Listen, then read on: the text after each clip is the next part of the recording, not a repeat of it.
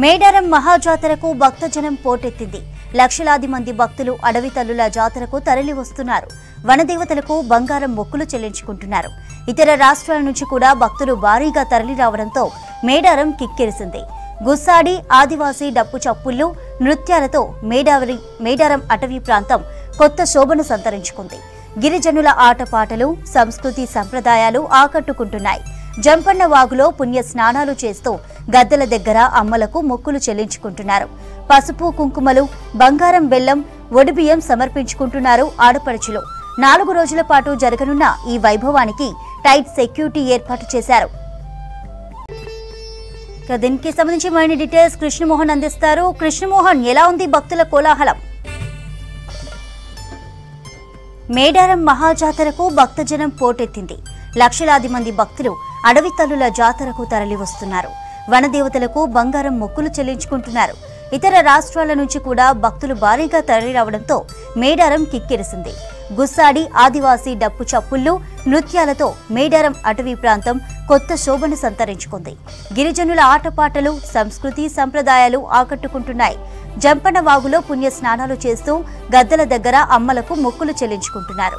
పసుపు కుంకుమలు బంగారం బెల్లం ఒడిబియ్యం సమర్పించుకుంటున్నారు ఆడపడుచులు. 4 రోజుల పాటు జరగనున్న ఈ వైభవానికి టైట్ సెక్యూరిటీ ఏర్పాటు చేశారు. భక్తులకు ఎలాంటి అసౌకర్యాలు కలగకుండా పకడ్బందీ ఏర్పాట్లు చేసింది సర్కార్.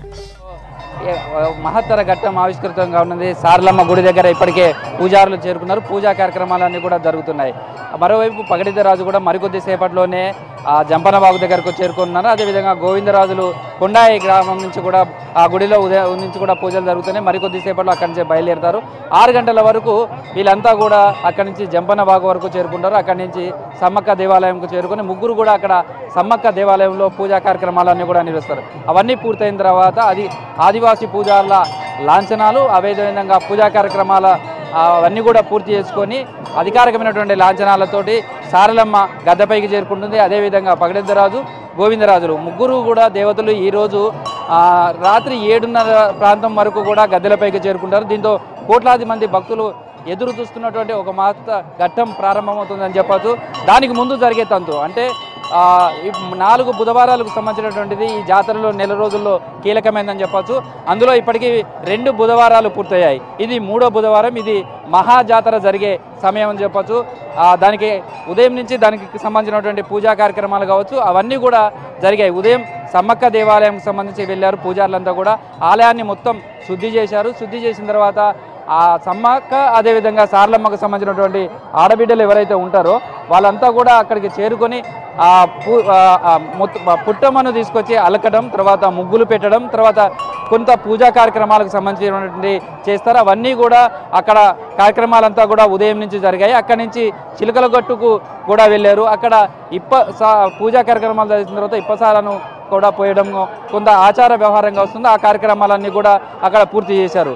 అదేవిధంగా సారలమ్మ గుడి దగ్గర కూడా ఇప్పటికే శివశక్తుల పూనకాలు, తర్వాత అక్కడ ఉన్నటువంటి పూజా కార్యక్రమాలు అవన్నీ కూడా మొదలవుతున్నాయని చెప్పచ్చు. మొత్తం సారలమ్మ గుడి దగ్గర నుంచి 5:30-6 గంటల తరువాత అమ్మవారు బయలుదేరే అవకాశం ఉంటుంది. దానికి సంబంధించినటువంటి సన్నద్ధమవుతుంది. అయితే ఈ తంతులో భాగంగానే మరికొద్ది సేపట్లోనే అంటే ఇప్పటికే సమ్మక్క సారలమ్మకు సంబంధించినటువంటి పూజారులు వాళ్ళ కుటుంబ సభ్యులంతా కూడా గద్దెల వద్దకు చేరుకుంటారు. దానికి అమ్మవారికి రావడానికి ముందు కొంత కార్యక్రమం ఉంటుంది. దానికి సంబంధించినటువంటి తంతు ఏదైతే వాళ్ళ ఆచార వ్యవహార ప్రకారం చేయాలో ఆ కార్యక్రమం జరగబోతుంది. దానికి సంబంధించి మొదట సమ్మక్కకు సంబంధించినటువంటి గద్దె దగ్గర, అదేవిధంగా సారలమ్మ గద్దె దగ్గర ఉన్నటువంటి దగ్గర కూడా వాళ్ళకి సంబంధించినటువంటి పూజారులంతా కూడా చేరుకుంటారు.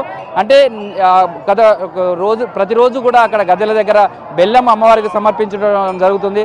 భక్తులు వేసే బెల్లం కావచ్చు, అదేవిధంగా పసుపు కుంకుమలు, తర్వాత ఇతర వడిబియ్యం ఇవన్నీ కూడా అక్కడ వేస్తుంటారు భక్తులు. వాటన్నిటిని ఇప్పుడు శుద్ధి చేసే కార్యక్రమం జరుగుతుంది. ఇవంతా కూడా ఆ ఆలయానికి సంబంధించినటువంటి గద్దెల దగ్గర శుద్ధి చేస్తారు. అక్కడ ఉన్నటువంటి బెల్లాన్ని తొలగించడం, తర్వాత ఆలయాన్ని గద్దెల దగ్గర శుద్ధి చేస్తారు. శుద్ధి చేసిన తర్వాత ఆచార వ్యవహారాల ప్రకారం ఆడబిడ్డలకు సంబంధించినటువంటి వాళ్ళు కావచ్చు పూజారులంతా కూడా అక్కడ కొన్ని కార్యక్రమాలు ఉంటాయి. అదేవిధంగా గద్దె దగ్గర ముగ్గులు వేస్తారు.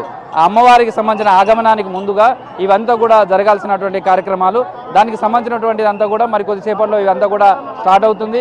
అమ్మవారికి సంబంధించిన గద్దెల దగ్గర ఈ ఈ అమ్మవార్లకు ఇప్పటివరకు సమర్పించినటువంటి ఏవైతే బెల్లం కావచ్చు మిగతా ఉన్నాయో అవన్నిటిని కూడా తొలగించి శుభ్రం చేయడం, అక్కడ ముగ్గులు వేయడం, ఇలాంటి కార్యక్రమం అంతా కూడా జరుగుతుంది. ఓవైపు సారలమ్మ దేవాలయం సంబంధించిన దగ్గర పూజా కార్యక్రమాలు ఎట్లయితే కొనసాగుతున్నాయో సేమ్ టైంలో అదేవిధంగా సమ్మక్క గుడి దగ్గర మేడారం ఉంటుంది, అక్కడ ఉదయం నుంచి కూడా పూజా కార్యక్రమాలు అవన్నీ కూడా జరుగుతున్నాయి.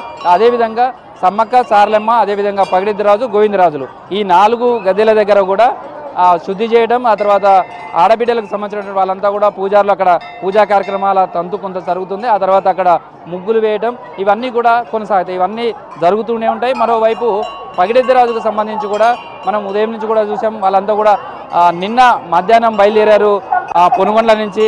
దాదాపు 80 కిలోమీటర్ల మేర నడుచుకుంటూ రావాల్సి ఉంటుంది. అత్యంత భక్తి శ్రద్ధలతోటి వాళ్ళకు సంబంధించినటువంటి కుటుంబ సభ్యులు తర్వాత వాళ్ళంతా కూడా నడుచుకుంటూ వస్తున్నారు. కొద్దిసేపటి క్రితమే వాళ్ళు కొంత జంపనవాగకు అత్యంత సమీపంలోకి వచ్చారని తెలుస్తుంది. మరొక 4 కిలోమీటర్లు మాత్రమే దూరంలోనే ఉన్నట్టుగా మనకు సమాచారం వస్తుంది.